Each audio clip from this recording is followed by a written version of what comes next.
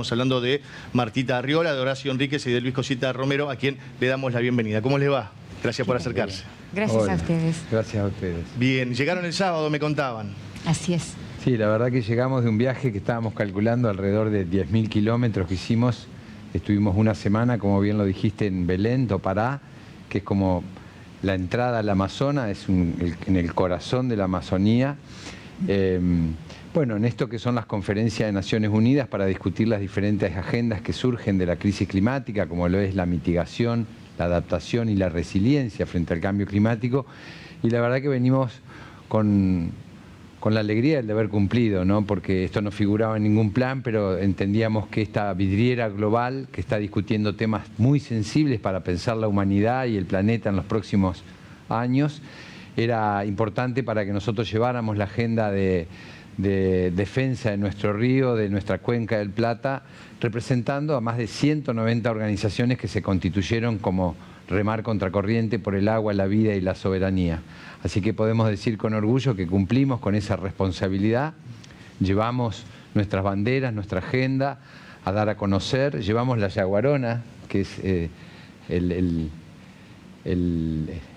bicho, nuestra canoa mitológica con la que Martita... Emblemática, donde rescatamos la historia de esta mitología de nuestro río Paraná. Y bueno, sí, es una conferencia muy grande con distintas sedes, donde están las discusiones oficiales, la sede azul, hay una zona verde que es de la sociedad civil y de las empresas, y también la cumbre de los pueblos, donde de alguna manera nos repartimos quienes fuimos para estar presentes en los distintos espacios, no solamente haciendo visible nuestra lucha y en particular la amenaza que la nueva licitación generaría, ¿no? Si se profundiza y avanza este pliego licitatorio que habilitaría seguir profundizando nuestra cuenca, que ya tiene una serie de problemas que son visibles y una crisis hídrica notable en los últimos años, sino que además aprendimos cómo funciona, cómo es todo este mundo de las discusiones de todos los países, que por supuesto están los países ricos con una mayor responsabilidad y los países del sur global, que somos quienes sufrimos la mayor vulnerabilidad frente a los impactos del cambio climático. Y ni hablar los países que son insulares, que son los que están presionados frente al aumento de la altura del océano y del mar. Así que la verdad, contentos y bueno, tratando de seguir poniendo en la agenda y en la discusión, bueno, nuestro derecho a ser parte, nuestro derecho a tener información sobre el impacto ambiental, que no hay información, y sobre todo esto que es una decisión del gobierno nacional, pero que nosotros que somos los dueños originarios de los bienes naturales no hemos sido realmente parte de esta discusión ni de la decisión de reprivatizar el río Paraná con todo lo que esto implicaría. Claro, esa fue una de los ejes, digamos, que pusieron de manifiesto. ¿Y qué otros temas también se plantearon regionales justamente en esta cumbre? Bueno, fundamentalmente en esta cumbre lo que estuvo en juego y está en juego es la deuda que el norte tiene con el sur global. Es decir, lo que hace rato se viene discutiendo en estas cumbres es justamente cómo se hace para salir de esto, que ya no es una crisis. Empezamos a escuchar que estamos ante un colapso climático. En las últimas cumbres se había acordado no llegar al 1,5 de temperatura que ya tenemos, y ya hemos alcanzado ese umbral, ya se ha elevado. Entonces, la situación es crítica, es grave. Por lo tanto, las discusiones, las presentaciones, todas tenían que ver con entender la realidad de cada territorio en función de esta responsabilidad que es global, pero que sin duda el norte tiene mucha más carga porque emite mucho, digamos, consume muchísimo más que el sur. Entonces, en ese sentido hubo debates sumamente importantes y nosotros también estuvimos entendiendo por dónde venían.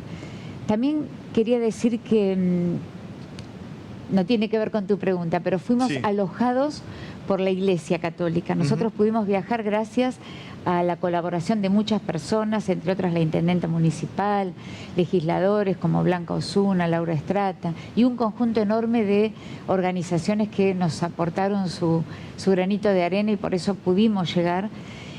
Y la iglesia jugó un rol fundamental. Nosotros nos alojamos en un seminario que se llama Oscar Romero, y allí vivimos casi en familia, digamos, ¿no? Y también escuchamos en todas las deliberaciones, o en casi todas, una voz profética de la iglesia.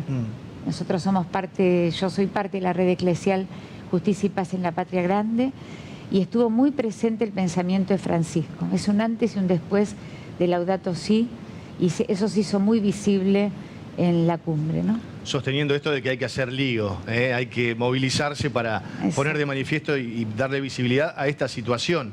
Así es, hacer lío, luchar, como decía el indio, nosotros pudimos visibilizar nuestra lucha, era un objetivo que llevábamos, la pudimos difundir, pudimos hacer presencia, gracias a ustedes también pudimos difundir lo que allí pasaba en nuestro medio, así que les agradecemos realmente ese acompañamiento que hicieron hacia nosotros. Muchas gracias. Igual quería consultarles porque ustedes como referentes de la región de Entre Ríos, ¿había más gente de Entre Ríos también participando de esta cumbre, de este COP30?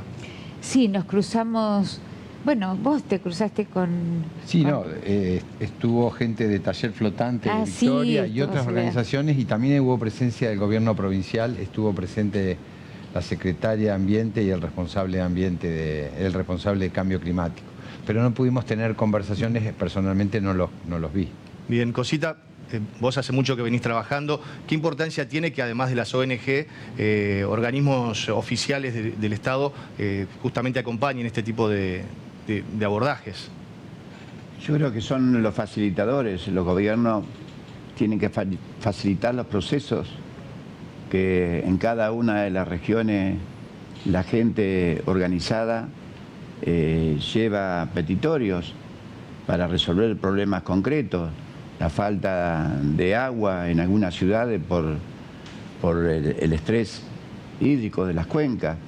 Lo hemos visto en Victoria. Hemos visto también reclamos de gente, de pescadores que han perdido y siguen perdiendo el recurso pesquero, producto de una sequía prolongada y de que el sistema reproductivo no está funcionando. Hemos visto pueblos originarios reclamar sobre lo que es el Pantanal de Mato Grosso, sobre el río Paraguay, denunciando sobre la situación de dragado, voladura en algunos pasos críticos del río Paraguay, voladura de la piedra, de la roca, y eso ha llevado a que parte de los humedales laterales se sequen con mucha facilidad. Hemos comprendido también cómo funciona de alguna manera la economía. Hemos visto los reclamos de comunidades caminando por las calles, manifestándose, exponiendo en cada uno de las reuniones que había con mucha claridad.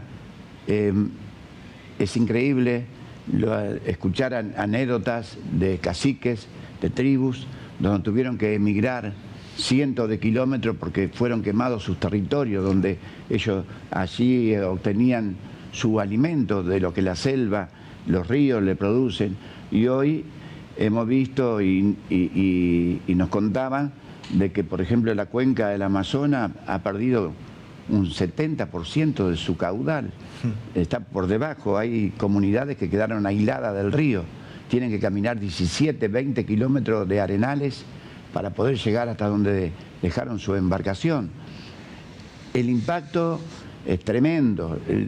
Ir y que nosotros hayamos estado allí, para mí, para todo lo que nosotros hemos representado, a mucha gente que no pudo estar allí, dejamos bien en claro nuestra posición. ¿Qué es lo que deseamos?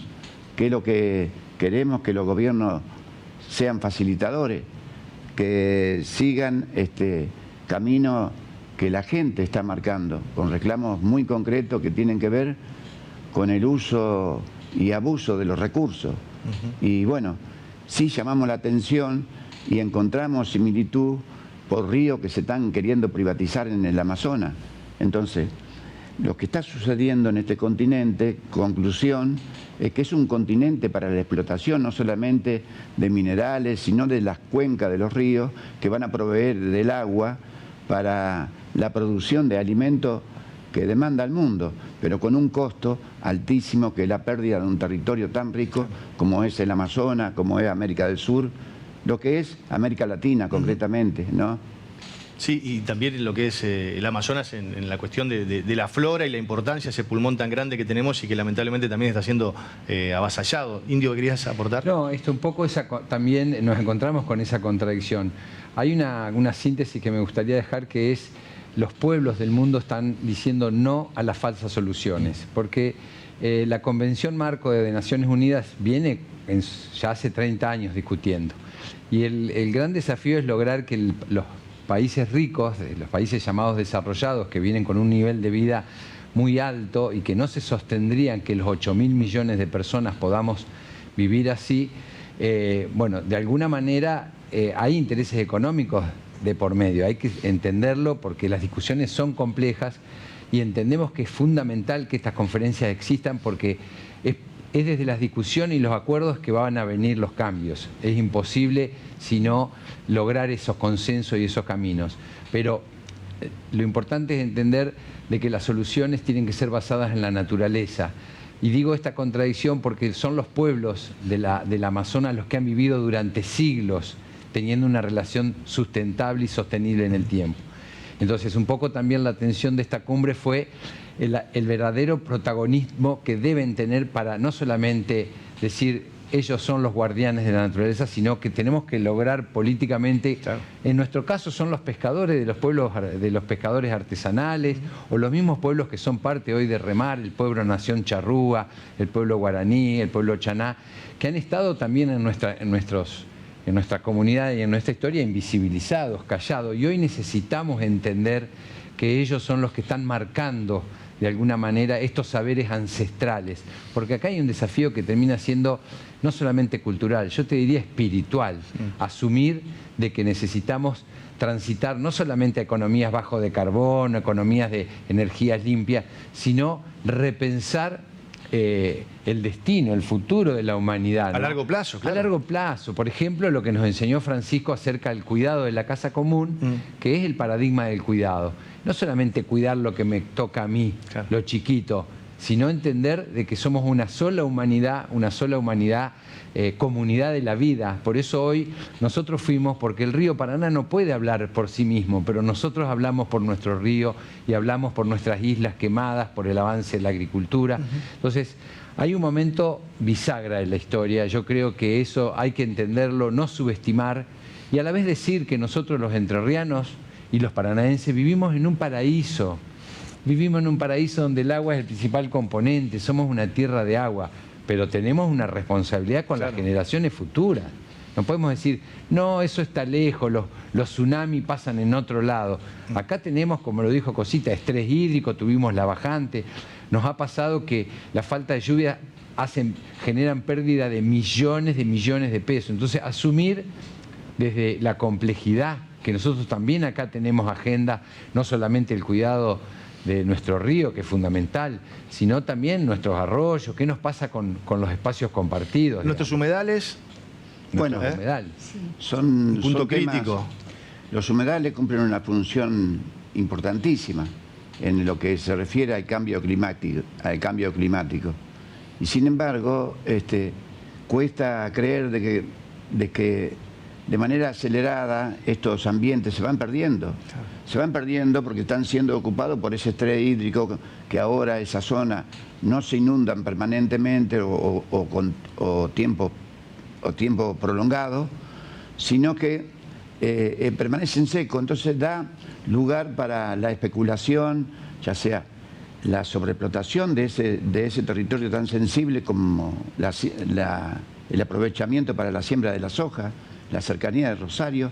Podemos ver esto, podemos ver el aumento de la cantidad de explotación de ese lugar tan rico que aporta nutrientes para la vida del río y la vida marina.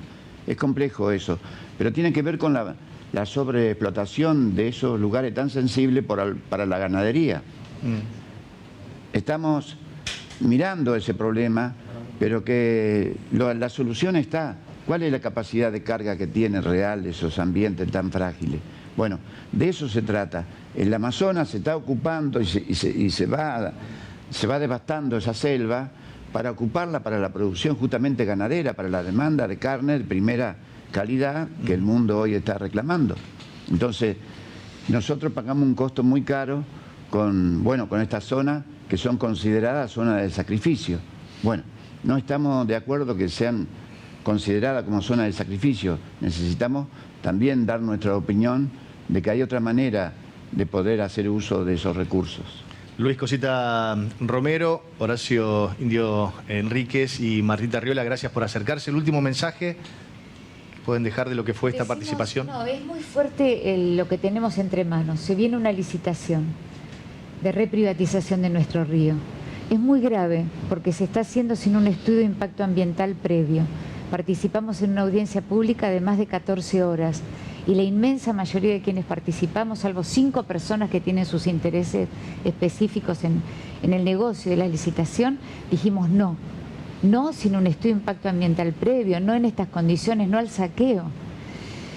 El gobierno nacional avanza con la licitación y eso va a generar un ecocidio. Entonces aprovechamos este momento para decir nuevamente a la audiencia que luchemos juntos, porque está en juego nuestro río Paraná, el acceso al agua, la biodiversidad, la defensa de los humedales.